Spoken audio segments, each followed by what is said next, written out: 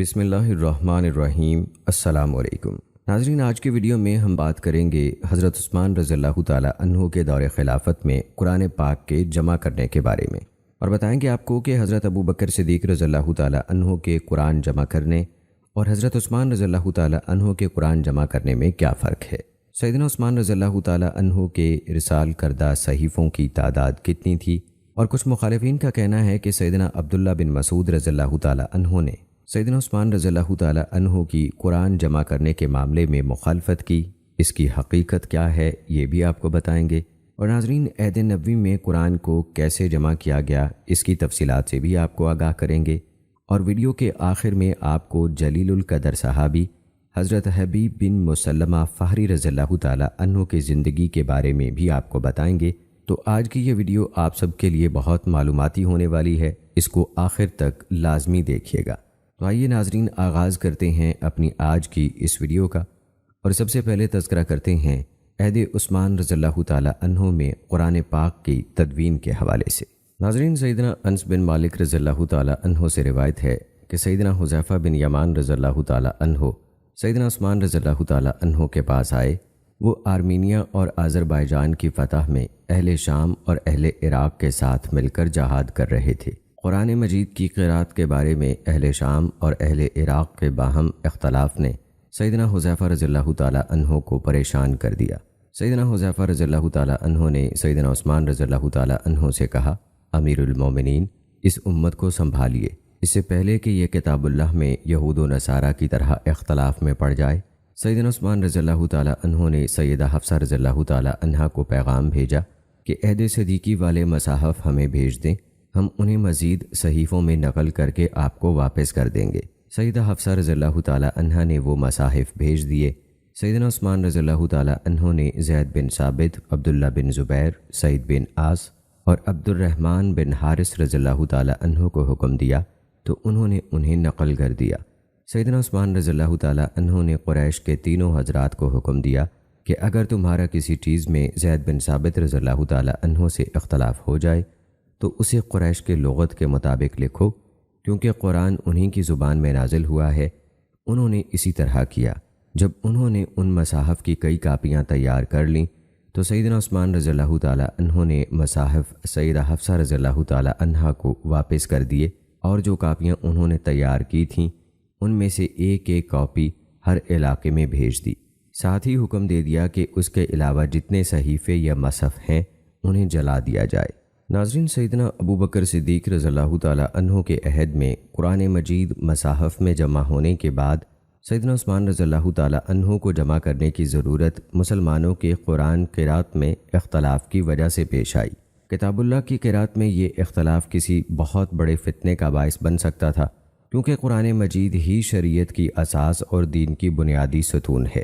امت کی سیاسی، اجتماعی اور اخلاقی وحدت کی اساس بھی یہی آخری آسمانی خطاب ہے۔ اختلاف قرأت اس حد تک پہنچ گیا کہ لوگ ایک دوسرے سے کہنے لگے، میری قرأت تیری قرأت سے بہتر ہے۔ اسی بات نے سیدنا حذیفہ رضی اللہ تعالیٰ عنہ کو پریشان کیا۔ وہ گھبرا کر مسلمانوں کے خلیفہ اور امام کی خدمت میں گئے اور ان سے درخواست کی کہ امت میں اختلاف کا زہر پھیلنے سے پہلے ہی اس کا سدباب کریں اور اس فتنے کو جڑ سے اکھاڑ پھینکیں، مبادا قرآن مجید کی نص متاثر ہو اور اس کی آیات اور کلمات میں تحریف ہو جائے، جیسا کہ یہود و نصارہ اور دیگر قوموں نے کیا تھا۔ یہ صحیح حدیث اس بات کی قطعی دلیل ہے کہ قرآن مجید ایک ترتیب کے ساتھ صحیفوں میں جمع تھا، اور امت کا اس بات پر مکمل اتفاق ہے کہ جو کچھ ان صحیفوں میں ہے وہی قرآن میں ہے، اور ٹھیک ٹھیک اسی طرح ہے جس طرح نبی اکرم صلی اللہ علیہ وآلہ وسلم نے آخری بار جبرائیل امین علیہ السلام سے قرآن کا دور کرتے ہوئے سنا اور سنایا تھا۔ پھر یہ صحیفے خلیفہ اول سیدنا صدیق اکبر رضی اللہ تعالیٰ عنہ کی حفاظت میں رہے۔ ان کے بعد خلیفہ ثانی سیدنا عمر رضی اللہ تعالیٰ عنہ کی تحویل میں چلے گئے۔ جب سیدنا عمر رضی اللہ تعالیٰ عنہ کی وفات کا وقت قریب آیا تو انہوں نے اپنے بعد کسی خلیفہ کا تعین نہ کیا، بلکہ یہ معاملہ شورا کے ان چنیدہ ارکان پر چھوڑ دیا جنہیں رسول اکرم صلی اللہ علیہ وآلہ وسلم نے اپنی خوشنودی سے سرفراز فرمایا تھا۔ سیدنا عمر رضی اللہ تعالیٰ عنہ نے قرآن کے ان صحیفوں کی حفاظت کے بارے میں وصیت کی کہ یہ ان کی بیٹی ام المومنین سیدہ حفصہ رضی اللہ تعالیٰ عنہا کو دے دیے جائیں۔ سیدنا عثمان رضی اللہ تعالیٰ عنہ نے قرآن جمع کرنے کے لیے انہی صحیفوں پر اعتماد کیا اور اسی سے اپنا مصحف تیار کرایا جو بعد میں رسم عثمانی کے نام سے معروف ہوا۔ آپ نے حفظ و اتقان، ادائے حروف اور قرات و اعراب و لغت کے 4 ماہرین قراء صحابہ کرام رضوان اللہ مجمعین کو یہ ذمہ داری سونپی۔ ان میں سے 3 قریش سے اور 1 انصار میں سے تھے، اور وہ زید بن ثابت رضی اللہ تعالیٰ عنہ تھے، جنہوں نے عہد صدیقی میں سیدنا عمر رضی اللہ تعالیٰ عنہ کے مشورے پر پہلی بار قرآن جمع کیا تھا۔ بعض روایات میں ہے کہ سیدنا عثمان رضی اللہ تعالیٰ عنہ نے جن لوگوں کو قرآن نقل کرنے کا حکم دیا ان کی تعداد 12 تھی۔ ان میں ابی بن کعب اور قریش و انصار کے دیگر قراء بھی شامل تھے۔ اس حدیث سے معلوم ہوتا ہے کہ سیدنا عثمان رضی اللہ تعالیٰ عنہ کے عہد خلافت میں فتوحات خلیفہ ہی کی اجازت اور حکم سے ہوتی تھیں۔ ہر عسکری مہم کا حکم مرکز خلافت مدینہ منورہ ہی سے صادر ہوتا تھا۔ ان کے عہد زریں میں مملکت اسلامیہ کی تمام ریاستیں خلیفہ کے حکم کے تابع تھیں۔ تمام صوبوں میں صحابہ اور تابعین کا خلافت عثمان رضی اللہ تعالیٰ عنہ کے برحق ہونے پر اجماع تھا۔ لوگوں کے اختلاف قرأت کے وقت سیدنا حذیفہ بن یمان رضی اللہ تعالیٰ عنہ کا خلیفہ وقت کے پاس آنا اس بات پر دلالت کرتا ہے کہ بڑے بڑے اہم شرعی مسائل میں خلیفہ ہی سے مشاورت کی جاتی تھی، اور مدینہ دار السنہ اور فقیہ صحابہ کا گڑھ تھا۔ ناظرین، سیدنا عثمان رضی اللہ تعالیٰ عنہ نے مہاجرین و انصار کو جمع کیا اور قرآن جمع کرنے کے لیے ان سے مشورہ کیا۔ ان میں امت کے سربر آوردہ احباب، ائمہ کرام اور علماء صحابہ کرام رضوان اللہ اجمعین شامل تھے۔ ان حضرات میں سر فہرست سیدنا علی رضی اللہ تعالیٰ عنہ تھے۔ سیدنا عثمان رضی اللہ تعالیٰ عنہ نے یہ مشکل اور اہم ترین مسئلہ امت کے ان ہدایت یافتہ احباب اور بہترین رہنمائی کرنے والے برگزیدہ قائدین کے سامنے رکھا۔ ان سے بحث مباحثہ کیا، مختلف سوال و جواب ہوئے، یہاں تک کہ سیدنا عثمان رضی اللہ تعالیٰ عنہ کو ان کی رائے معلوم ہو گئی اور انہیں آپ کے موقف کا علم ہو گیا۔ انہوں نے بھرپور اتفاق کرتے ہوئے سیدنا عثمان رضی اللہ تعالیٰ عنہ کی رائے کو قبول کیا، یہاں تک کہ مومنوں کو قرآن مجید کی صحت و ترتیب میں کسی قسم کے شک و شبے کی ذرا بھر گنجائش نہیں رہی۔ پھر اس اجماع کی خبر ہر طرف پھیل گئی، کسی نے اس کی مخالفت نہیں کی، نہ کسی نے اس پر کوئی اعتراض کیا۔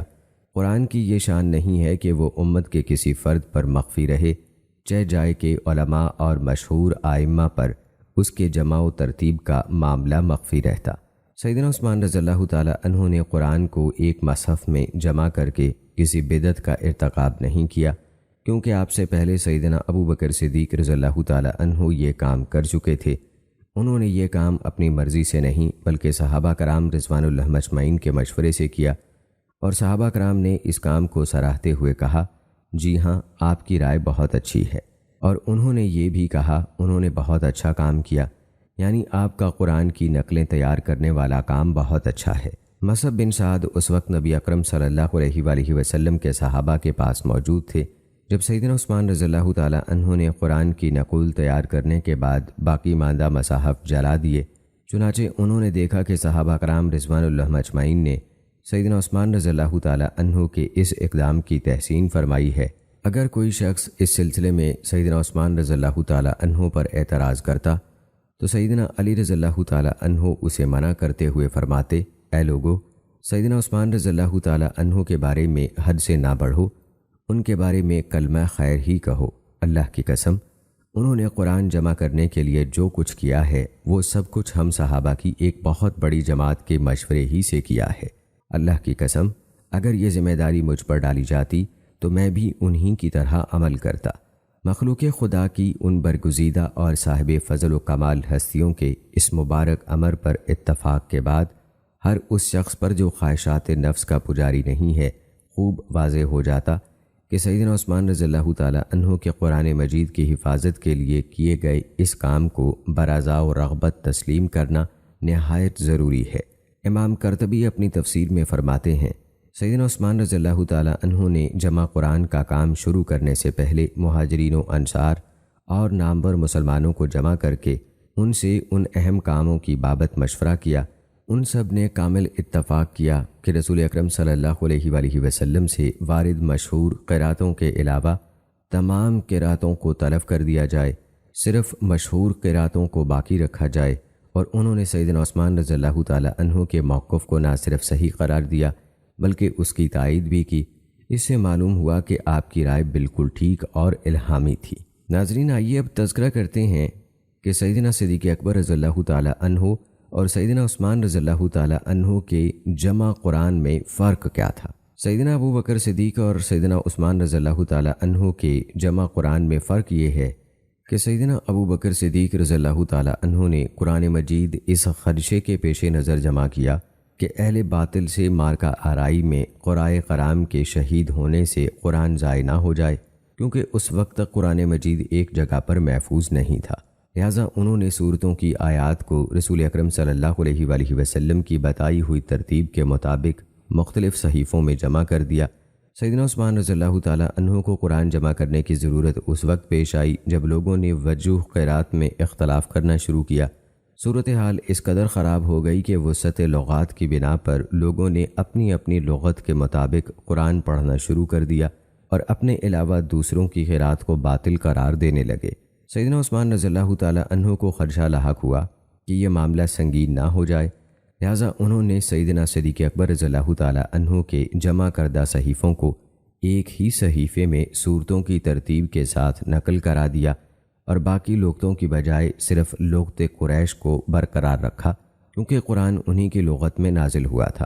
اگرچہ شروع میں دوسری لغتوں میں پڑھنے کی بھی اجازت تھی تاکہ مشقت اور حرج نہ ہو، لیکن سیدنا عثمان رضی اللہ تعالی عنہ نے جب دیکھا کہ اب یہ لغت مشکل نہیں رہی تو انہوں نے اسی ایک لغت کو اختیار فرما لیا۔ قاضی ابو بکر باقلانی فرماتے ہیں، سیدنا ابو بکر صدیق رضی اللہ تعالی عنہ کا مقصد قرآن کو محض 2 گتوں میں جمع کرنا نہیں تھا، بلکہ ان کا مقصد لوگوں کو رسول اکرم صلی اللہ علیہ وآلہ وسلم سے منقول، معروف اور ثابت قراتوں پر جمع کرنا، ان کے علاوہ دیگر قراتوں کو ختم کرنا تھا۔ ان کا مقصد یہ تھا کہ لوگوں کے پاس ایک ایسا مصحف ہو جس میں کسی قسم کی تقدیر و تاخیر ہو، نہ متن کے ساتھ اس کی تفسیر درج ہو، نہ اس میں وہ آیات ہوں جن کی تلاوت منسوخ ہو چکی ہے۔ چنانچہ انہوں نے اس میں صرف ان آیات کو لکھا جن کی تلاوت و حفظ شرعاً فرض تھا۔ اس کے لیے انہوں نے رائج اور معتبر قریشی رسم الخط اختیار کیا تاکہ بعد والوں کے لیے کوئی شبہ اور الجھاؤ پیدا نہ ہو۔ حارث محاسبی کہتے ہیں، لوگوں میں یہ بات مشہور ہے کہ سیدنا عثمان رضی اللہ تعالی عنہ جامع القرآن ہیں، حالانکہ حقیقت میں ایسا نہیں ہے۔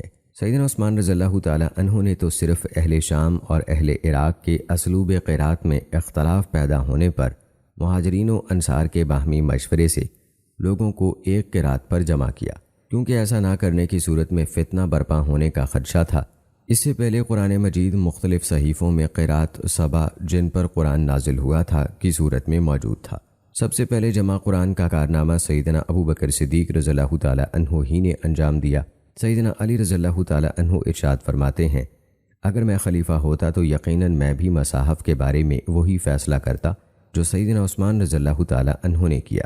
امام قرطبی رحمہ اللہ فرماتے ہیں، سیدنا ابو بکر صدیق رضی اللہ تعالی عنہ نے قرآن مجید کو ایک مصحف میں جمع کر دیا تھا، تو پھر سیدنا عثمان رضی اللہ تعالی عنہ کو اپنے تیار کردہ مصحف پر لوگوں کو جمع کرنے کی ضرورت کیوں پیش آئی؟ اس کا جواب یہ دیا گیا کہ سیدنا عثمان رضی اللہ تعالی عنہ کا مقصد لوگوں کو اپنے تالیف کردہ مصحف پر جمع کرنا نہ تھا۔ غور کریں کہ ان کا طریقہ عمل کیا تھا۔ یہ تھا کہ انہوں نے سب سے پہلے سیدہ حفصہ رضی اللہ تعالی عنہ کی خدمت میں پیغام بھیجا کہ وہ سیدنا ابو بکر صدیق رضی اللہ تعالی عنہ کا تیار کردہ مصحف بھیج دیں تاکہ وہ اس کی مزید کاپیاں تیار کر لیں۔ بعد ازاں وہ یہ مصحف انہیں لوٹا دیں گے۔ اس کا بنیادی سبب یہ تھا کہ صحابہ کرام رضوان اللہ مجمعین مختلف شہروں میں پھیلے ہوئے تھے اور لوگوں نے قرات قرآن میں اختلاف کرنا شروع کر دیا تھا۔ یہ اختلاف سنگین صورتحال اختیار کرتا جا رہا تھا، بالخصوص بقول سیدنا حذیفہ رضی اللہ تعالی عنہ۔ اہل شام اور اہل عراق کے مابین اختلاف نہایت شدت اختیار کر چکا تھا۔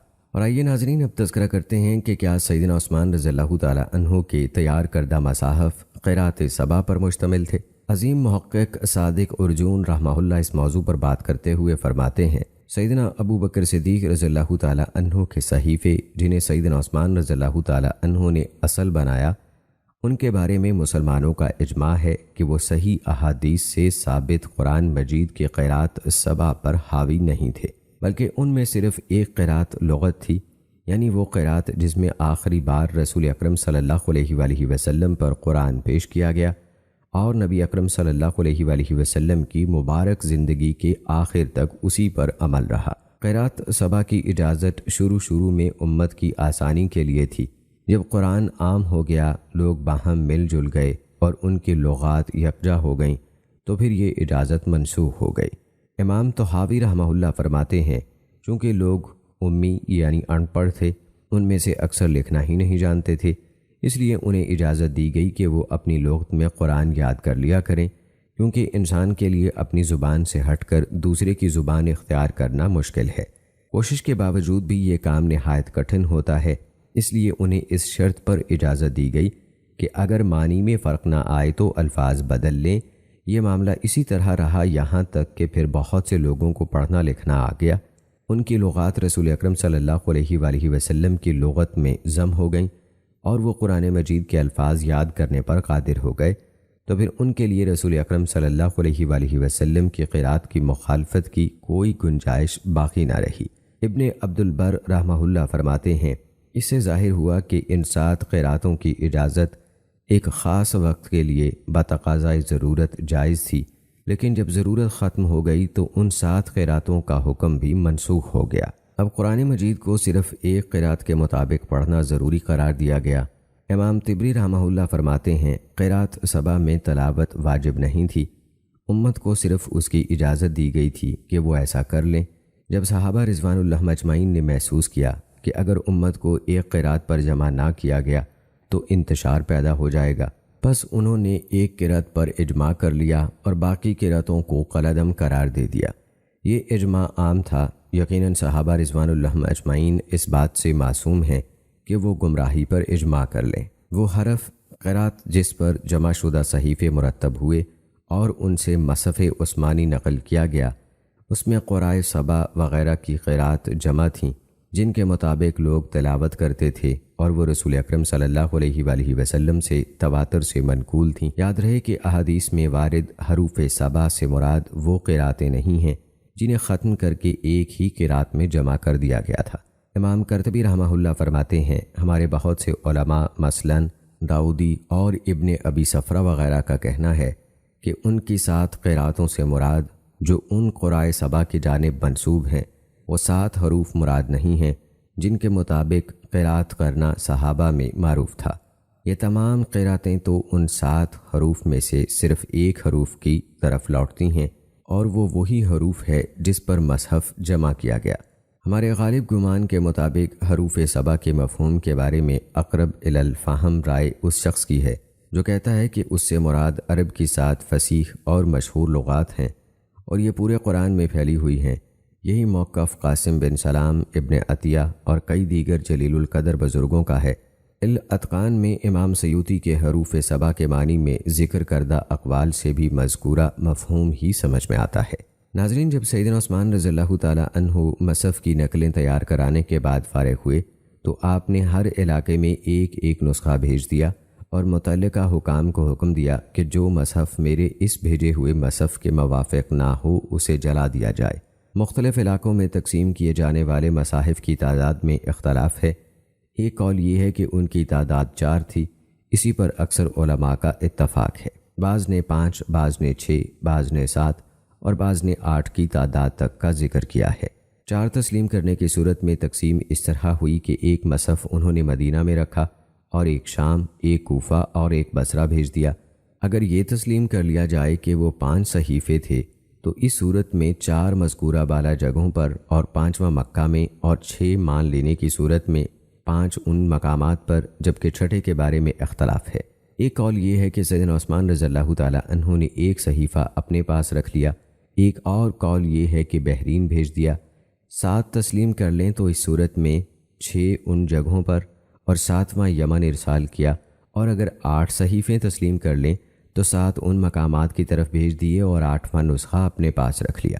آپ اسی مصحف کی تلاوت کرتے تھے اور اسی کے اوراق کے سامنے آپ کو شہید کر دیا گیا۔ سیدنا عثمان رضی اللہ تعالیٰ عنہ نے لوگوں کی رہنمائی کے لیے ہر مصحف کے ساتھ ایک قاری بھی روانہ کیا تاکہ وہ رسم عثمانی والے نسخے میں مذکور صحیح اور متواتر قراتوں سے لوگوں کو آگاہ کر دے۔ اہل مکہ کی طرف مصحف کے ساتھ سیدنا عبداللہ بن صائب رضی اللہ تعالی عنہ روانہ کیے گئے۔ اہل شام کی طرف سیدنا مغیرہ بن شعبہ رضی اللہ تعالی عنہ بھیجے گئے، اور کوفہ کی جانب سیدنا ابو عبد الرحمن سلمی رضی اللہ تعالی عنہ مصحف لے کر گئے۔ اہل بصرہ کو مصحف کی تعلیم دینے کے لیے عامر بن قیس گئے، اور سیدنا زید بن ثابت رضی اللہ تعالی عنہ کو حکم ملا کہ وہ مدینہ میں مصحف کی تعلیم دیں۔ اور ناظرین، آئیے اب تذکرہ کرتے ہیں ایک ایسی غلط فہمی کے بارے میں جو کہ اکثر کہی جاتی ہے کہ سیدنا عبداللہ بن مسعود رضی اللہ تعالی عنہ مصحف عثمانی کی مخالفت کرتے تھے۔ یہ بات بالکل ثابت نہیں ہے۔ مخالفت کی تمام روایات سنداً ضعیف ہیں، اور ان ضعیف روایات میں جن میں سیدنا ابن مسعود رضی اللہ تعالی عنہ کی مخالفت کا ذکر ہے، یہ بات بھی وضاحت سے موجود ہے کہ صحابہ کرام کے اتفاق کے بعد سیدنا ابن مسعود رضی اللہ تعالی عنہ نے اپنے موقف سے رجوع کر لیا اور جمع قرآن کے سلسلے میں صحابہ کے ہم نوا بن گئے۔ انہوں نے لوگوں میں سرعام اپنے رجوع کا باقاعدہ اعلان کیا اور باقی لوگوں کو بھی اس مسئلے میں دوسرے مسلمانوں کی ہم نوائی کا حکم دیا، اور فرمایا یقیناً اللہ تعالیٰ علم کو یکلخت نہیں چھینے گا، بلکہ علماء کو اٹھا کر علم بھی اٹھا لے گا۔ اللہ تعالیٰ امت محمد صلی اللہ علیہ وآلہ وسلم کو گمراہی پر جمع نہیں کرے گا، لہٰذا جس بات پر انہوں نے اجماع کر لیا ہے تم بھی ان کا ساتھ دو، حق اسی میں ہے جس پر ان کا اجماع ہوا۔ بعد ازاں سیدنا ابن مسعود رضی اللہ تعالی عنہ نے اس بارے میں اپنا موقف لکھ کر سیدنا عثمان رضی اللہ تعالی عنہ کی خدمت میں بھیج دیا۔ امام ابن کثیر رحمہ اللہ سے بھی یہی منقول ہے کہ صحابہ کرام رضوان اللہ مجمعین کے اتفاق کے بعد سیدنا ابن مسعود رضی اللہ تعالی عنہ نے اپنے موقف سے رجوع کر لیا تھا۔ امام ذہبی رحمہ اللہ نے بڑے وثوق سے کہا ہے یہ بات منقول ہے کہ سیدنا ابن مسعود رضی اللہ تعالی عنہ نے اپنے موقف سے رجوع کر لیا تھا، اور سیدنا عثمان رضی اللہ تعالی عنہ ہی کے موقف کو راضی خوشی تسلیم کر کے ان کی اتباع کر لی تھی، واللہ الحمد۔ مصحف کے معاملے میں اور سیدنا عثمان رضی اللہ تعالی عنہ کے سیدنا ابن مسعود رضی اللہ تعالی عنہ سے تعلقات کے حوالے سے طٰہٰ یاسین کا زہر آلود بیان ہرگز قابل التفات نہیں۔ دراصل اس سلسلے میں اس نے اپنے مشترک اساتذہ کے افکار کی ترجمانی کی ہے۔ وہ ان لوگوں کے نقش قدم پر رینگ رہا ہے جنہوں نے ضعیف اور رافضیوں کی ان غلط اور گمراہ کن روایات پر اعتماد کیا ہے جن میں صحابہ کرام کے باہمی تعلقات کو بگاڑ کر پیش کیا گیا ہے۔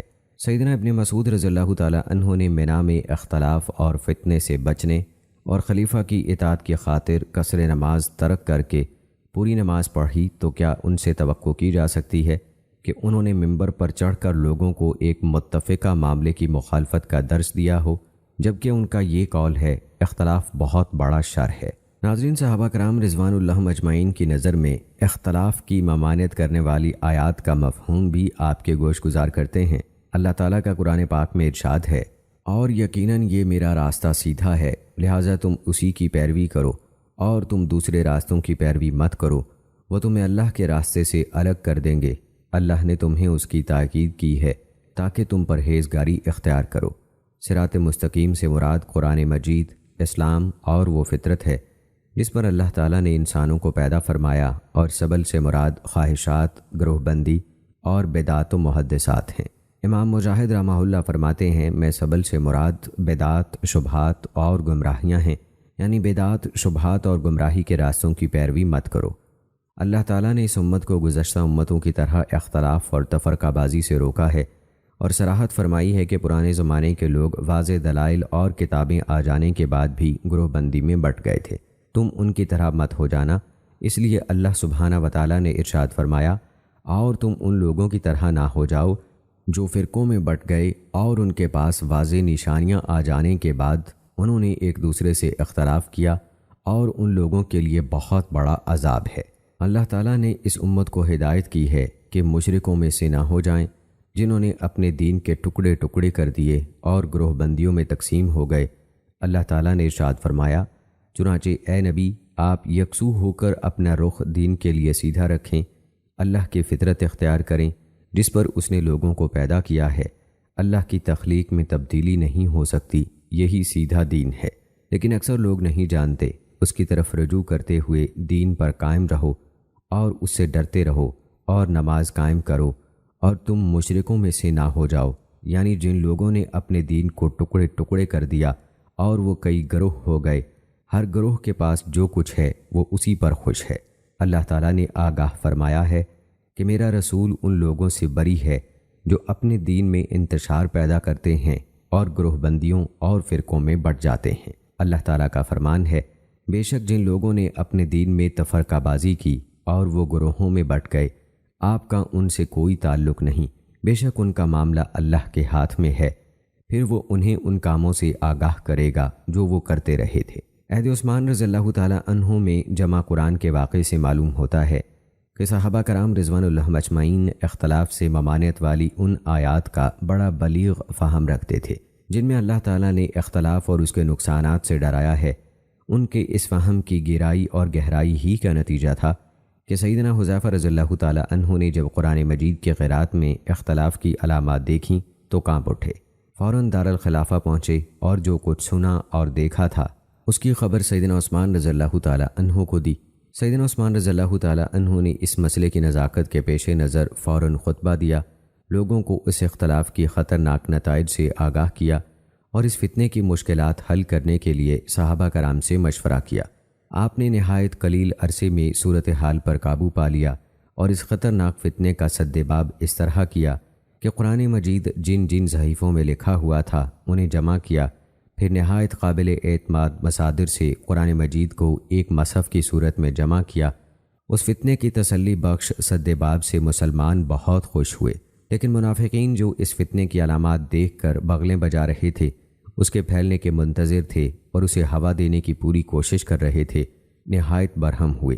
چنانچہ جب اختلاف ختم ہو گیا اور اسے دوبارہ ہوا دینے اور بھڑکانے کا ان کے پاس کوئی موقع اور راستہ نہ رہا تو سیدنا عثمان رضی اللہ تعالیٰ عنہ کی ذات گرامی سے ان کا کینہ اور زیادہ بڑھ گیا۔ انہوں نے آپ پر طعن و تشنیع شروع کر دی، آپ کی اس نیکی کو برائی کا رنگ دینے لگے۔ انہوں نے اپنے موقف کو صحیح ثابت کرنے کے لیے جن دلائل کا سہارا لیا وہ تارے عنکبوت سے بھی زیادہ کمزور تھے۔ ان کا مقصد آپ پر طعن و تشنیع کرنا اور بغاوت کا جواز تلاش کرنا تھا۔ انہوں نے طرح طرح کے ہیلوں سے آپ کی اس نیکی کو عوام الناس کے سامنے ایسے پیرائی میں پیش کیا کہ گویا یہ ایک ایسا گناہ ہے جس کی بنا پر آپ کے خلاف عروج و بغاوت کرنا ضروری ہو گیا ہے۔ صحابہ کرام رضوان اللہ اجمعین نے کسی قاری قرآن کو اس کی قرات پر برقرار نہیں رہنے دیا، بلکہ سب کو ایک قرات پر جمع کیا۔ اس طرح ان کی شرازہ بندی ہو گئی اور ان کی صفوں میں یکسانیت کی شان پیدا ہو گئی۔ یہ وہ عظیم و شان سبق ہے جو ہمیں خلفائے راشدین کی بیش بہا سبق آموز تاریخ اور درخشاں سیرت کے مطالعے سے حاصل ہوتا ہے۔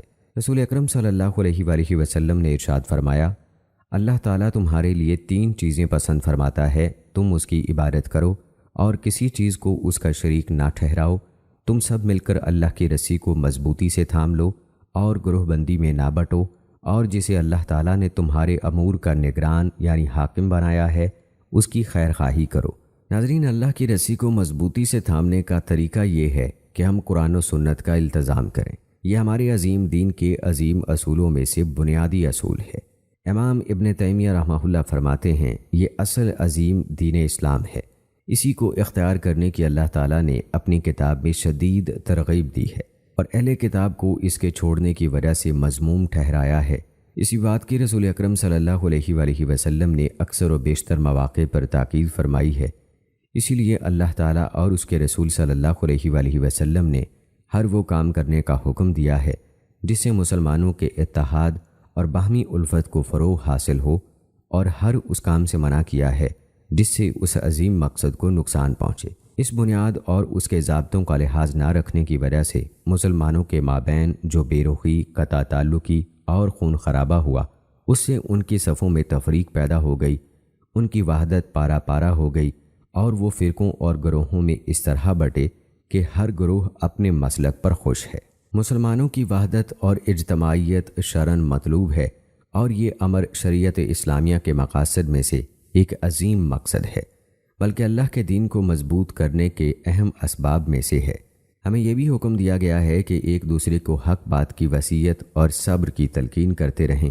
یہ اس لیے ضروری ہے کہ دعوت و ارشاد کا فریضہ نبھانے والے اسلامی تحریکوں کے قائدین، امت مسلمہ کے علماء اور طلباء علم، معاشرتی اصلاح اور اتحاد کے لیے مشترکہ کوششیں کریں۔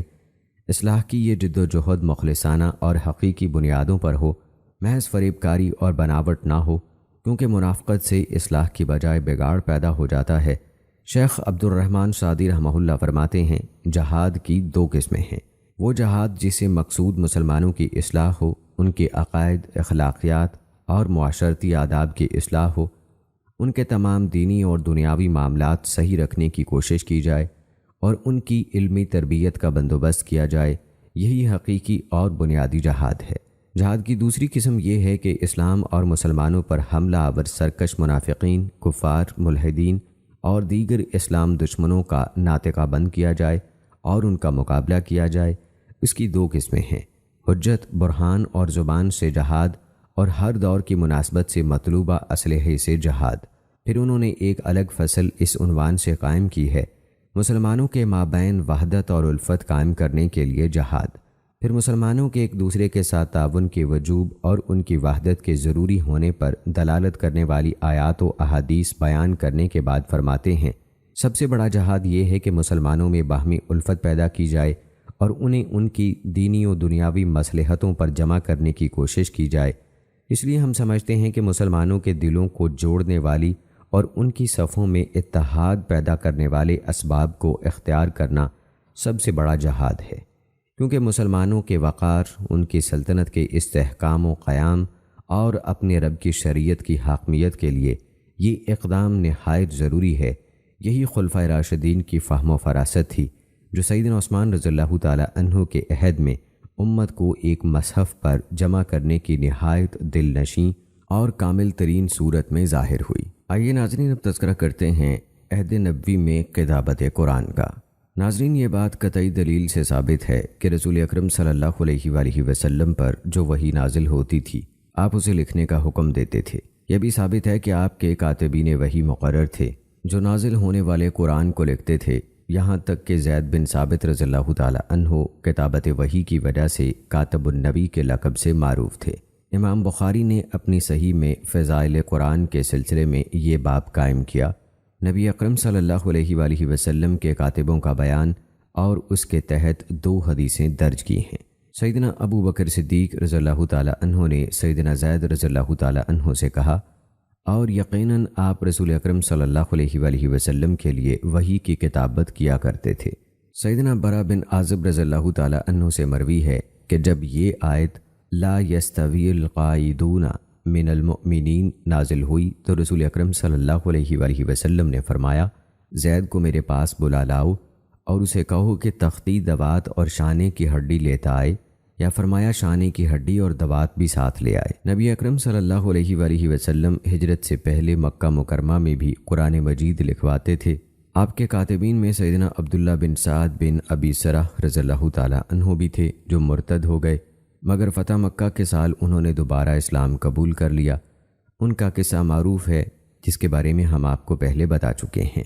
یہ بات معروف ہے کہ خلفائے اربعہ کا شمار بھی کاتبین وحی میں ہوتا ہے۔ بظاہر یہی معلوم ہوتا ہے کہ مذکورہ حضرات مکہ مکرمہ میں قرآن مجید کی کتابت کرتے تھے۔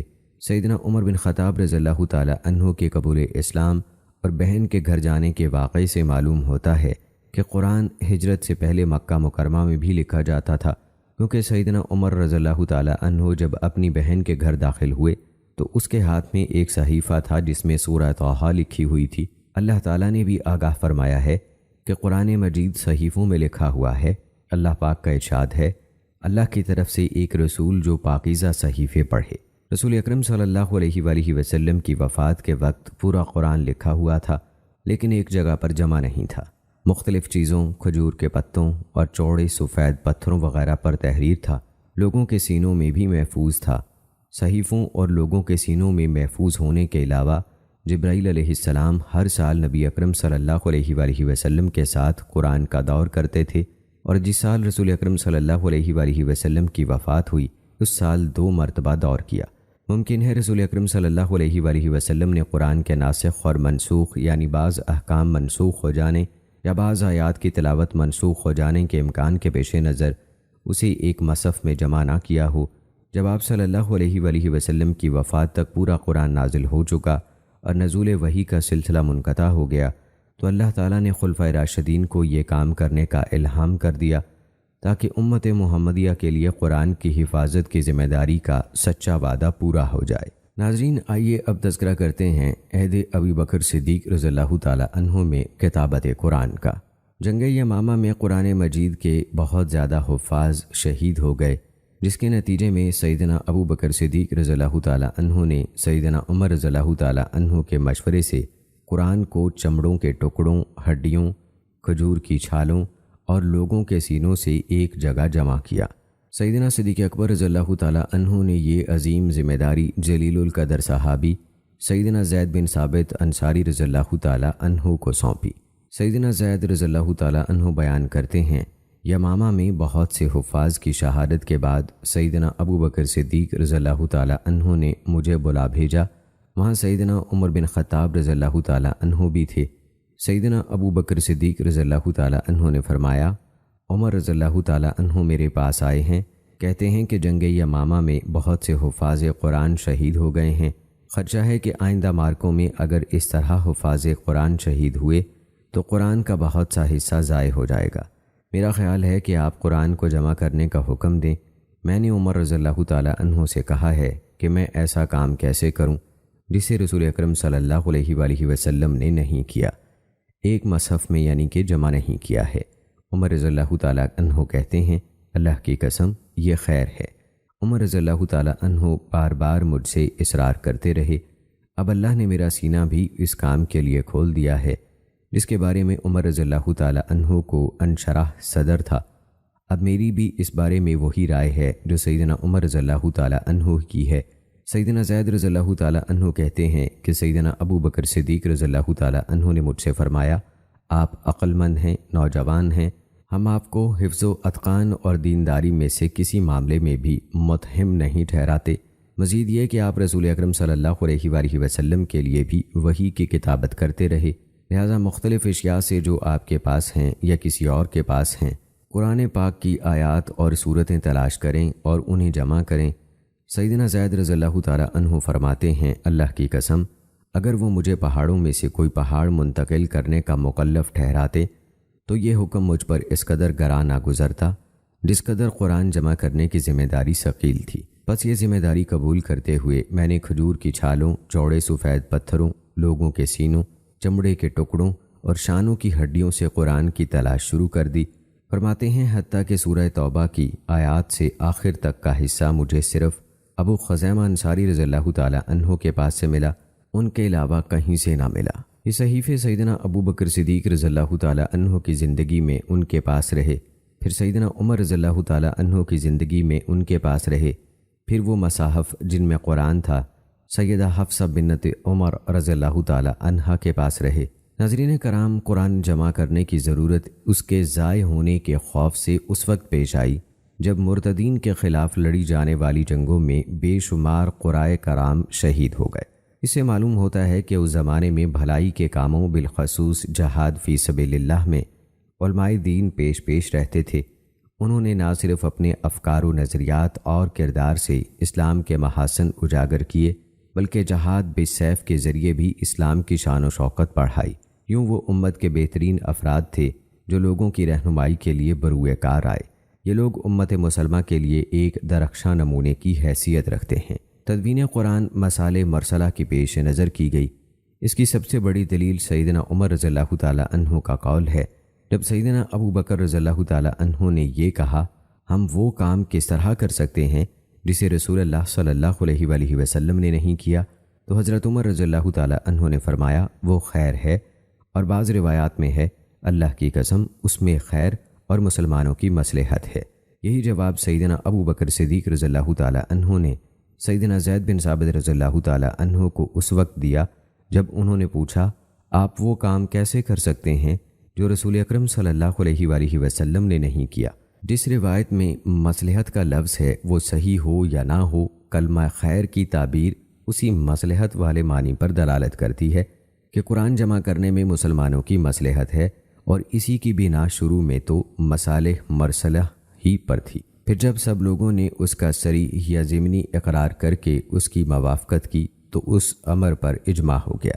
اس سے معلوم ہوتا ہے کہ جو لوگ مصالح مرسلہ کی حجیت کے قائل ہیں ان کے نزدیک یہ اجماع کے لیے سند بن سکتے ہیں، جیسا کہ اصول فقہ کی کتابوں سے یہ بات ثابت ہے۔ اس واقعے سے ہمیں یہ بھی پتہ چلتا ہے کہ صحابہ کرام رضوان اللہ مجمعین نہایت پرامن فضا میں اجتہاد کرتے تھے، جس میں باہمی محبت و احترام ملحوظ رکھا جاتا تھا۔ اس سے ان کا مقصد صرف مسلمانوں کی عمومی مصلحت کا حصول ہوتا تھا۔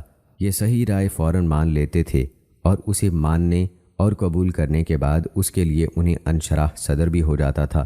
جب وہ کسی رائے کو تسلیم کر لیتے تو اس کا اس طرح دفاع کرتے جیسے یہ شروع ہی سے خود ان کی اپنی رائے ہو۔ اسی جذبے کی بنا پر بہت سے اجتہادی مسائل میں ان کا اجماع ہوا۔ ناظرین، تدوین قرآن جیسے عظیم کام کے لیے سیدنا ابو بکر صدیق رضی اللہ تعالی عنہ نے سیدنا زید بن ثابت رضی اللہ تعالی عنہ کا انتخاب کیا۔ اس انتخاب کی کچھ بنیادی اسباب تھے، جیسے کہ سیدنا زید بن ثابت رضی اللہ تعالی عنہ جوان سال تھے۔ آپ کی عمر ابھی صرف 21 سال تھی۔ اس عمر میں انسان نہایت چاق و چوبند ہوتا ہے اور اپنی ذمہ داریاں احسن انداز میں پوری کر سکتا ہے۔ آپ نہایت قابل اور لائق تھے۔ آپ کو نہایت صحت کے ساتھ قرآن پاک زیادہ یاد تھا، اور جسے اللہ تعالیٰ نے وافر سوجھ بوجھ اور عقل و دانش سے نوازا ہو، اس کے لیے خیر کے تمام راستے آسان ہو جاتے ہیں۔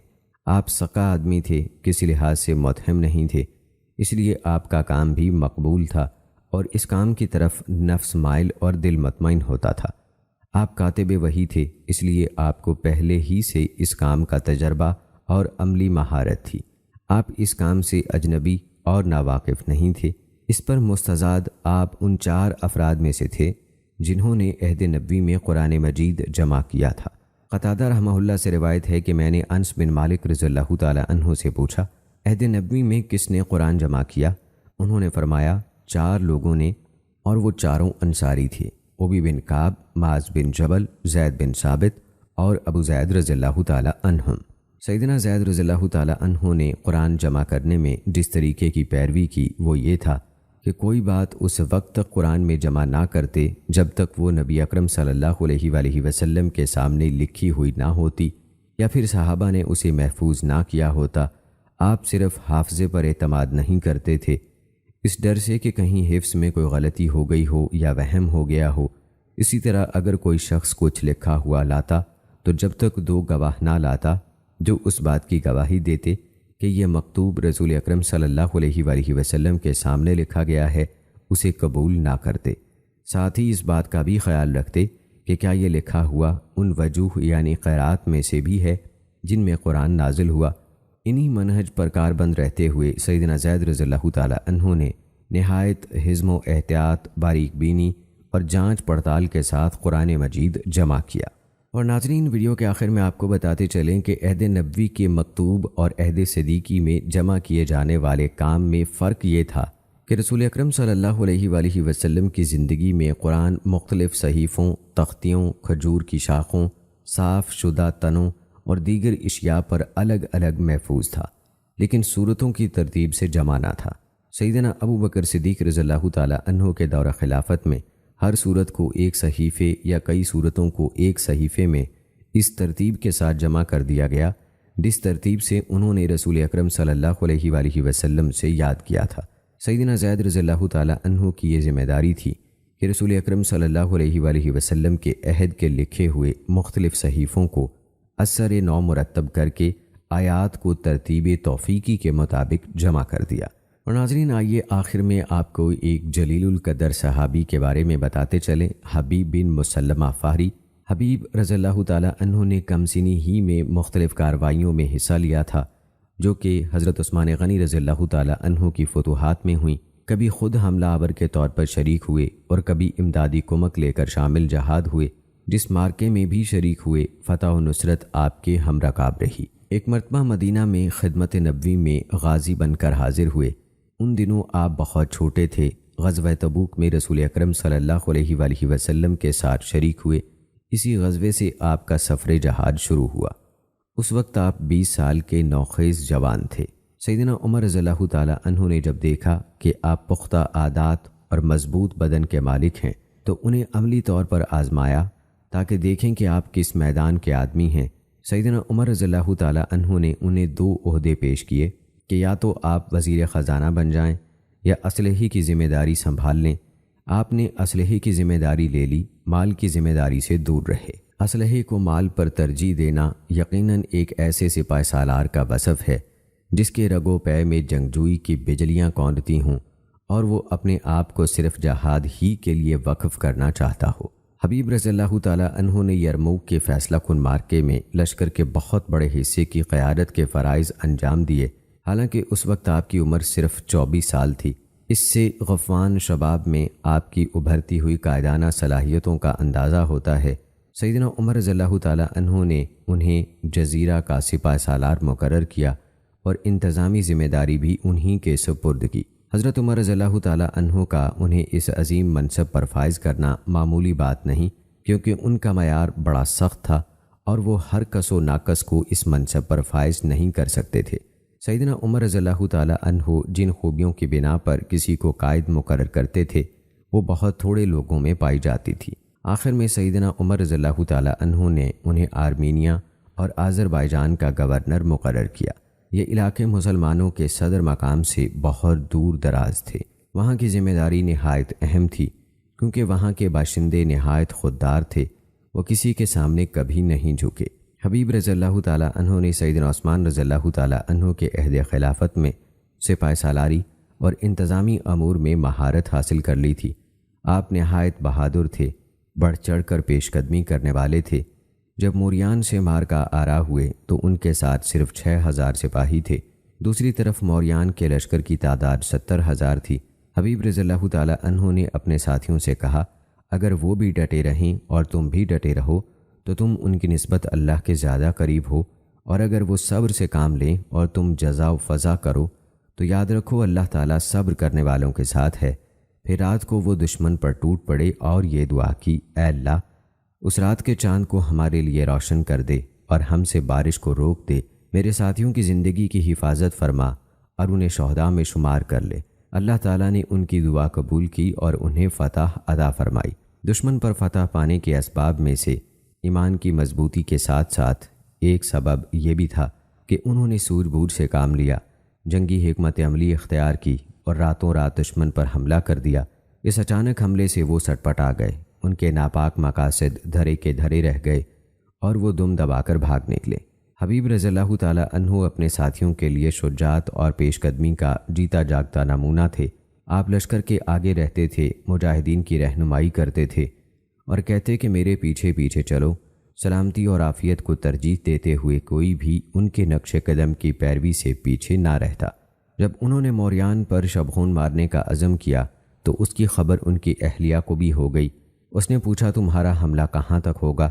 انہوں نے فرمایا موریان کے خیمے تک پہنچیں گے یا پھر جنت میں، یعنی شہید ہو جائیں گے۔ پھر حبیب رضی اللہ تعالیٰ عنہ نے شبخون مارا، جو بھی ان کے راستے میں حائل ہوا مارا گیا۔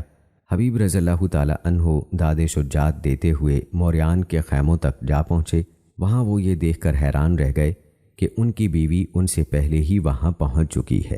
حبیب رضی اللہ تعالیٰ عنہ نہ صرف خود اپنے ساتھیوں کے لیے بہادری کی نادر مثال تھے، بلکہ ان کی بیوی بھی ایسی دلیر خاتون تھیں کہ لوگ ان کی جانثاری اور بہادری دیکھ کر ان کے نقش قدم پر چلتے تھے۔ حبیب رضی اللہ تعالیٰ عنہ اپنے ساتھیوں سے مشورہ کرتے تھے، ان کے مشوروں کو قبول بھی کرتے تھے، اپنی رائے مسلط نہیں کرتے تھے بلکہ اپنے ساتھیوں کی آراء توجہ سے سنتے تھے تاکہ ان سب کو اپنے ذہن میں محفوظ رکھ کر کوئی تبدیلی صورت پیدا کر سکیں۔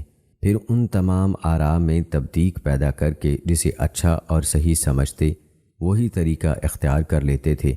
ان کا طریقہ کار یہ تھا کہ کسی بھی مارکے سے پہلے، درمیان میں اور بعد میں شورا کا اجلاس طلب کرتے تھے۔